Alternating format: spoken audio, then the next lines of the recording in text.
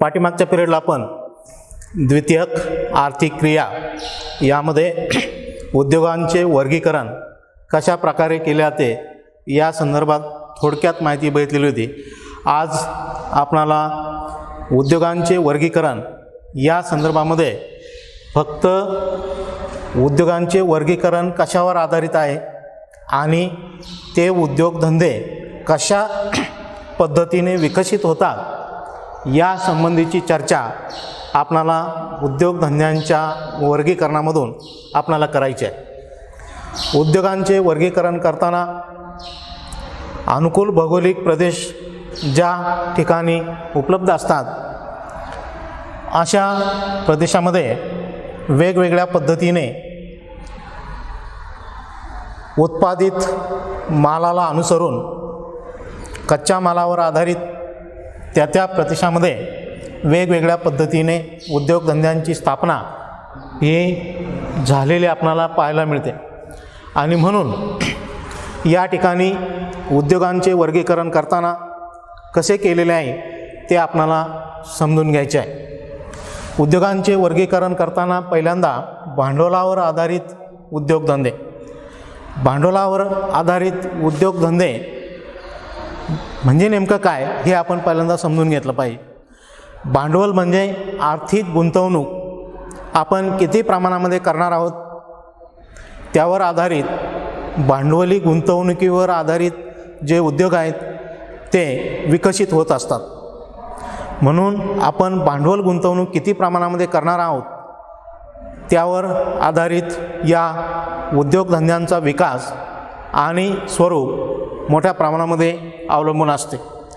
म्हणून भांडवलावर आधारित उद्योगधंद्यामध्ये ज्या उद्योगांचा समावेश केला जातो त्यामध्ये मोठे उद्योग, कुटीर उद्योग, सूक्ष्म, लघु किंवा मध्यम उद्योग। साधारणपणे आपल्या असं लक्षात येतं की जो उद्योगधंदा सर्वाधिक मोठा असेल,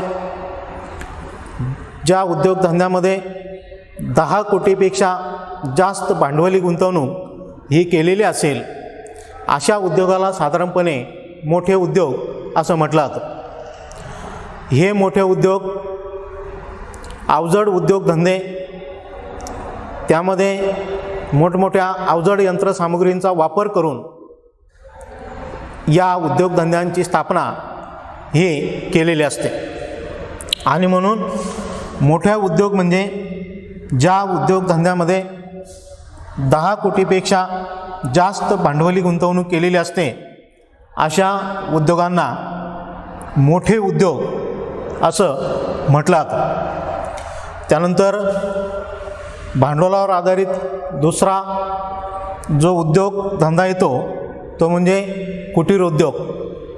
कुटीर उद्योग हा ग्राहक उपयोगी असा उद्योगधंदा म्हणून ओळखला जातो। हा घरगुती व्यवसाय आहे। या घरगुती व्यवसायामध्ये स्थानिक बाजारपेठेत नियमित वापराच्या वस्तूंची निर्मिती करून ती विक्रीसाठी उपलब्ध केली जातात।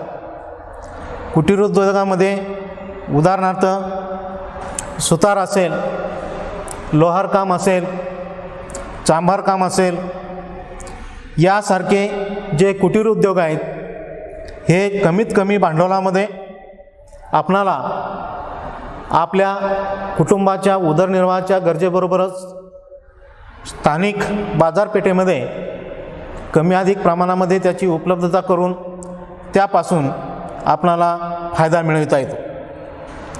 सूक्ष्म, लघु आणि मध्यम उद्योग हा एक भांडवलावर आधारित किंवा भांडवल गुंतवणुकीवर आधारित उद्योग असलेला आपणाला पाहायला मिळतो। सूक्ष्म, लघु, मध्यम उद्योगामध्ये भांडवली गुंतवणूक ही कमी अधिक प्रमाणामध्ये केली जाते। पहिल्यांदा आपण सूक्ष्म उद्योग म्हणजे काय हे समजून घेऊ, कारण ही गुंतवणूक भांडवलावर आधारित असल्याने सूक्ष्म लघु उद्योग म्हणजे ज्या उद्योगामध्ये कमीत कमी 25 लाख रुपये भांडवल गुंतवलेले असते अशा उद्योगाला सूक्ष्म उद्योग असं म्हटलं जातं आणि लघु उद्योग म्हणजे ज्या उद्योगामध्ये भांडवली गुंतवणूक ही 25 लाख ते 5 कोटी या दरम्यान केलेली असते, त्याला लघु उद्योग असं म्हटलं जातं. त्यानंतर मध्यम उद्योग, ज्या उद्योगामध्ये 5 कोटीपेक्षा जास्त भांडवली गुंतवणूक केलेली असते अशा उद्योगांना साधारणपणे मध्यम उद्योग म्हणून ओळखले जाते. म्हणजे सूक्ष्म उद्योगामध्ये 25 लाखापेक्षा कमी, लघु उद्योगामध्ये 25 लाख ते 5 कोटीच्या दरम्यान आणि मध्यम उद्योगामध्ये साधारणपणे 5 कोटीच्या पुढे भांडवली गुंतवणूक केलेली असते.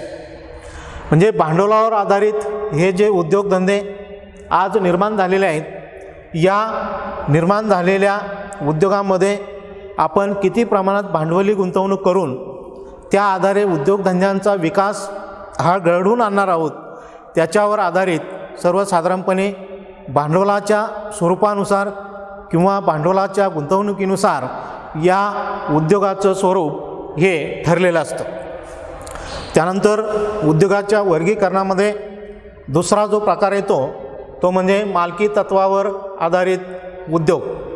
मालकी तत्वावर म्हणजे व्यक्ती उद्योगधंद्यांचा विकास करताना कशा प्रकारे त्याचं नियोजन करते त्याच्यावर आधारित मालकी हक्क हा उद्योगधंद्यांच्या माध्यमातून निर्माण होत असतो. सार्वजनिक उद्योग, खाजगी उद्योग, संयुक्त उद्योग, सहकारी उद्योग, बहुराष्ट्रीय उद्योग हे उद्योग साधारणपणे मालकी तत्वावर आधारित उद्योग म्हणून ओळखले जातात. आता मालकी तत्वावर पहिला जो उद्योग येतो तो म्हणजे सार्वजनिक उद्योग. सार्वजनिक उद्योग हे साधारणपणे केंद्र आणि राज्य शासन दोन्ही एकत्रित येऊन या उद्योगधंद्यांची स्थापना करतं. सार्वजनिक उद्योगामध्ये सरकारी मालकी मोठ्या प्रमाणामध्ये असते, त्यामुळे सरकार या उद्योगधंद्यांचं नियोजन करून एखाद्या विशिष्ट प्रदेशामध्ये उद्योगधंद्यांची स्थापना करत असलेलं आपणाला दिसून येतं. म्हणजेच थोडक्यात इथं मालकी ही फक्त केंद्र शासन आणि राज्य शासन या 2 घटकांची असते. त्यानंतर दुसरा जो घटक येतो तो म्हणजे खाजगी उद्योग. खाजगी उद्योगामध्ये एखादी व्यक्ती किंवा 2 किंवा 3 व्यक्ती मिळून उद्योगधंदा विकसित केला जातो आणि अशा उद्योगधंद्यातून मिळणारा नफा जर विभागून घेत असेल तर त्याला खाजगी उद्योग असं म्हटलं जातं. म्हणजे खाजगी उद्योगामध्ये सुद्धा मालकी एका व्यक्तीची असू शकते किंवा 2 किंवा 3 व्यक्तींची सुद्धा मालकी या उद्योगधंद्यामध्ये असू शकते. सार्वजनिक उद्योग आणि खाजगी उद्योगामध्ये फरक आहे की सार्वजनिक उद्योगामध्ये सरकार उद्योगधंद्यांची स्थापना करतं, तर खाजगी उद्योगामध्ये व्यक्ती स्वतःच्या भांडवल गुंतवणुकीनुसार मालकी तत्वात सहभागी होते. आणि म्हणून सार्वजनिक उद्योग आणि खाजगी उद्योग यामध्ये हा फरक आहे. उदाहरणार्थ सार्वजनिक उद्योगामध्ये सरकारी उद्योग अनेक प्रकारचे स्थापन झालेले आहेत, तर खाजगी उद्योगामध्ये जो नफा निर्माण होतो तो प्रत्यक्ष व्यक्तीचा असतो, तर सार्वजनिक उद्योगामध्ये जो नफा निर्माण होतो तो सरकारचा असतो. आणि म्हणून मालकी तत्वानुसार नफ्याचं वाटप हे या ठिकाणी उद्योगांच्या विकासातून निर्माण झालेल्या आर्थिक फायद्यानुसार होत असलेले आपल्याला दिसून येत. त्यानंतर मालकी तत्वावर पुढचा जो उद्योग असतो तो म्हणजे संयुक्त उद्योग. संयुक्त उद्योग म्हणजे जो उद्योग 2 किंवा 2 पेक्षा जास्त व्यक्ती एकत्र येऊन एखादा उद्योग एखाद्या प्रदेशामध्ये विकसित करतात किंवा त्याची स्थापना केली जाते, अशा उद्योगाला साधारणपणे संयुक्त उद्योग असं म्हटलं जातं. संयुक्त उद्योगामध्ये वेगवेगळ्या प्रकारची उत्पादने घेतली जातात.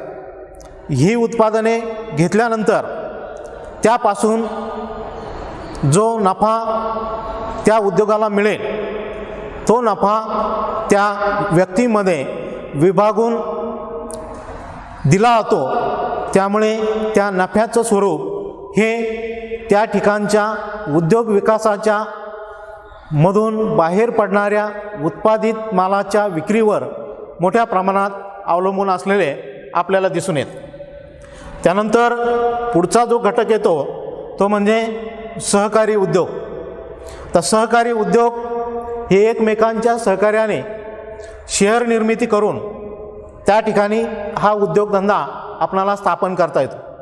यामध्ये सुद्धा सहकारी क्षेत्रामध्ये अनेक व्यक्ती एकत्र येऊन या उद्योगधंद्याची स्थापना करत असलेले आपल्याला दिसून येते। यामध्ये सुद्धा 2 किंवा 2पेक्षा अधिक व्यक्ती एकत्र येऊन सहकारी तत्वावर उद्योगधंद्याची स्थापना ही केली जाते आणि त्यातून मिळणारा जो नफा असतो तो नफा हा साधारणपणे व्यक्तीमध्ये विभागून घेतला जातो। म्हणून या मालकी तत्वावरील उद्योगाला देखील सहकारी उद्योग हा कारणीभूत ठरत असतो। त्यानंतर मालकी तत्वावरील सर्वात महत्त्वाचा आणि शेवटचा जो उद्योग येतो तो म्हणजे बहुराष्ट्रीय उद्योग। एखाद्या देशामध्ये वेगवेगळ्या प्रकारच्या उद्योगांचा विकास झालेला असतो तेव्हा दुसरे देश एखाद्या देशातील कंपन्यांना आपल्या देशामध्ये विविध प्रकारची उत्पादनं स्थापन करण्यासाठी किंवा विविध प्रकारच्या उत्पादनांची निर्मिती करण्यासाठी दुसरे देश उद्योगधंदे स्थापन करण्यासाठी आमंत्रित करीत असतात आणि त्यामुळे एखाद्या देशातून दुसऱ्या देशामध्ये विविध प्रकारचे उद्योगधंदे त्या प्रदेशामध्ये स्थापन केले जात असतील आणि त्यातून एका देशाचा दुसऱ्या देशाशी संबंध किंवा कंपन्यांमधून निर्माण होणाऱ्या उत्पादित मालामुळे त्या देशातील संबंध चांगल्या प्रकारे विकसित होत असतील तर बहुराष्ट्रीय कंपन्या अशा देशामध्ये मोठ्या प्रमाणामध्ये विकसित होत असतात।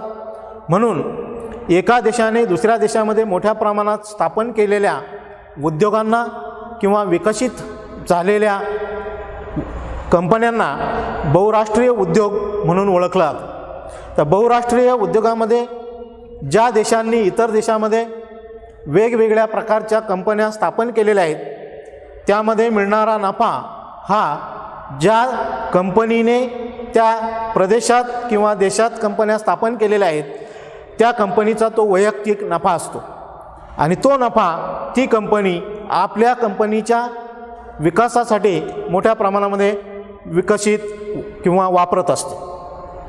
त्यानंतर पुढचा जो प्रकार आहे तो म्हणजे कच्च्या मालावर आधारित उद्योग।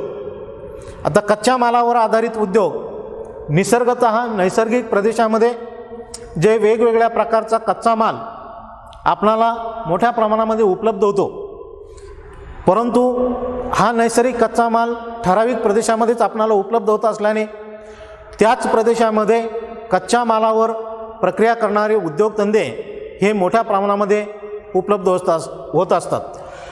म्हणून कच्च्या मालावर आधारित उद्योगधंदे हे साधारणपणे ज्या प्रदेशामध्ये कच्चा माल उपलब्ध होतो त्याच प्रदेशामध्ये स्थापन झालेले आढळून येतात।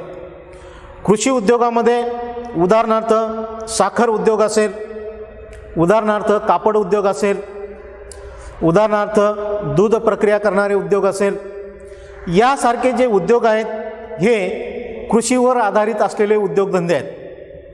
किंवा फलोद्यान उद्योग असेल, फळावर प्रक्रिया करणारे उद्योगधंदे असेल।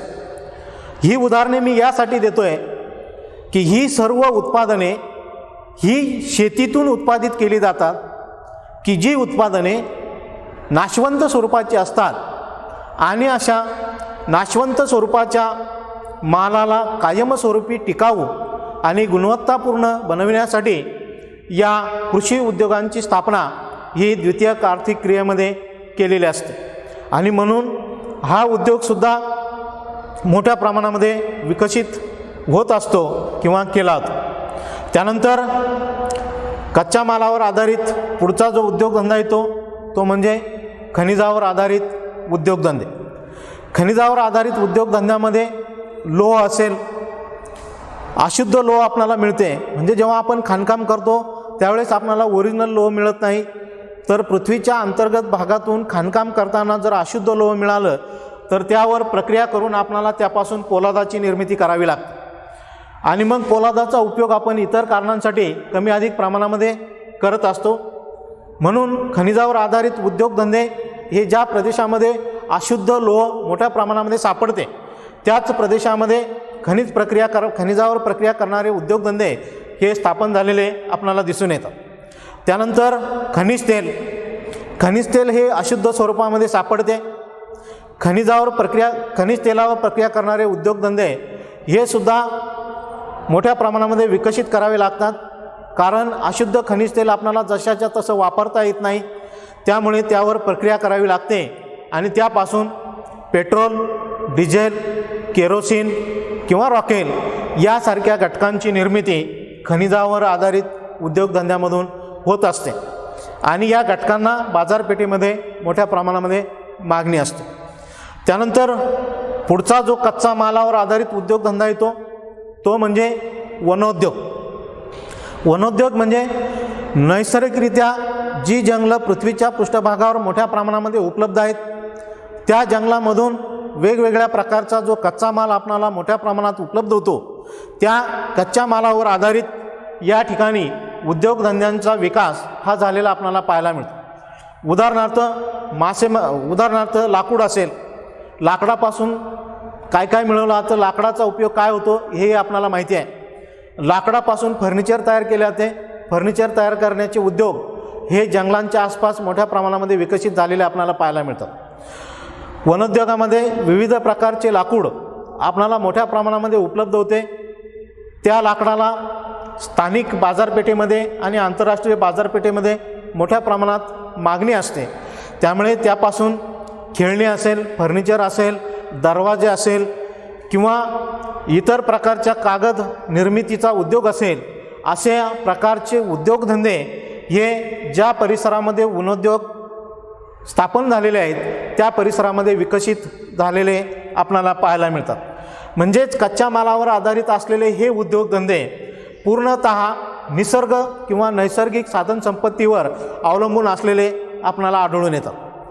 त्यानंतर उत्पादनाच्या स्वरूपानुसार उद्योगधंद्यांचे एकूण 3 प्रकार पाडलेले आहेत. या उत्पादनाच्या स्वरूपानुसार म्हणजेच ज्या उद्योगधंद्यामध्ये कोणत्या प्रकारची साधने मोठ्या प्रमाणामध्ये निर्माण केली जातात त्याच्या आधारे या ठिकाणी स्वरूपानुसार उद्योग वर्गीकरण केलेले आपल्याला दिसून येते.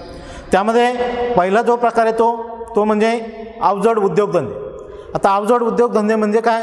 उदाहरणार्थ लोहापासून आपल्याला पोलाद तयार करायचा आहे. आता लोह ही जड आहे आणि लोहापासून जे पोलाद आपण निर्माण करणार आहोत तेही अवजड आहे. लोहापासून पोलाद तयार करण्यासाठी अवजड यंत्रसामुग्रीची गरज आहे. अवजड यंत्रसामुग्रीबरोबरच यंत्रसामुग्री खरेदी करण्यासाठी देखील आपल्याला मोठ्या प्रमाणामध्ये भांडवली गुंतवणूक करावी लागते. म्हणजेच थोडक्यात आपल्या असं लक्षात येतं की ज्या ठिकाणी मोठ्या प्रमाणात अवजड उद्योगधंद्यांची स्थापना झालेली आहे त्याच प्रदेशात त्या उद्योगांना अवजड उद्योगधंदे म्हणून ओळखला. उदाहरणार्थ रेल्वे इंजिनाची निर्मिती असेल, मोटार गाड्यांची निर्मिती असेल, हे उद्योग अवजड उद्योगधंदे म्हणून त्या परिसरामध्ये विकसित झालेले आपल्याला दिसून येतात. त्यानंतर पुढचा जो प्रकार येतो तो म्हणजे हलके उद्योग. आता जेव्हा अवजड उद्योगामध्ये रेल्वे इंजिनाची निर्मिती होत असेल, मोटार गाड्यांची निर्मिती होत असेल तर त्यांचे जे सुटे पार्ट असतात ते निर्माण करण्यासाठी त्याच्या आसपासच्या भागामध्ये हलक्या उद्योगांची निर्मिती केलेली आपल्याला पाहायला मिळते. आणि ते सुटे पार्ट या कंपन्यामध्ये आयात निर्यातीच्या माध्यमातून येऊन त्या ठिकाणी मोठमोठ्या घटकांची किंवा मशिनरींची निर्मिती ही केलेली आपल्याला दिसून येते. तर हलक्या उद्योगामध्ये उदाहरणार्थ घड्याळ असेल किंवा मोटारींचे सुटे पार्ट असतील त्यांचा समावेश या हलक्या उद्योगामध्ये होतो. किंवा टी व्ही असेल, टी व्हीचे पार्ट असतील, हे हलके उद्योग त्याच प्रदेशामध्ये स्थापन झालेले आपल्याला पाहायला मिळतात.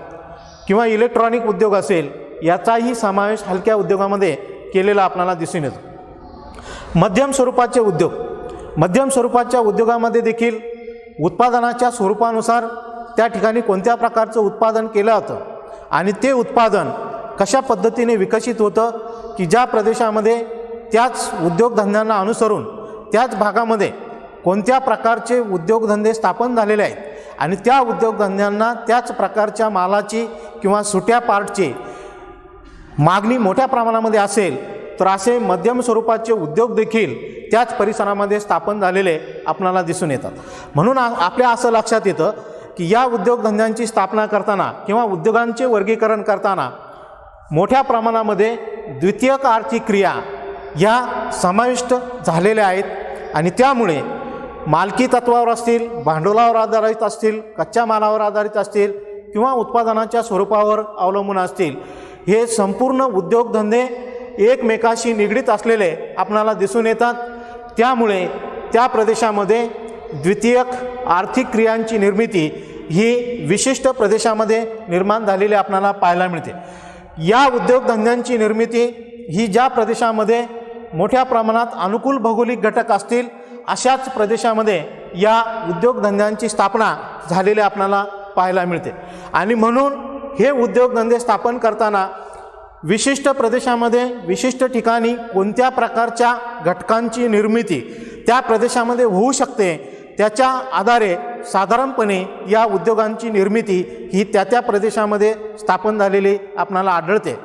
थोडक्यात आपल्याला असं म्हणता येईल की उद्योगांचं जे वर्गीकरण केलं जातं ते वर्गीकरण हे त्या ठिकाणी आवश्यक असलेल्या घटकांच्या स्वरूपानुसार त्या उद्योगधंद्यांचा विकास हा झालेला आपल्याला पाहायला मिळतो.